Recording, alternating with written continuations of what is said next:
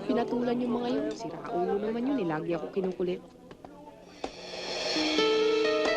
Siguro hindi ka nasasama kay Berting sa susunod na pagsundo sa akin, ano? Kasi unang punta mo pa lang, napaaway ka agad eh. Okay lang yan. Talaga bang ganun doon? Medyo, kasi parang mababang tingin sa amin ng mga customer doon. Isa pa nakainom na. Kapag hindi mo na pagbigyan, ayun, umpisa na.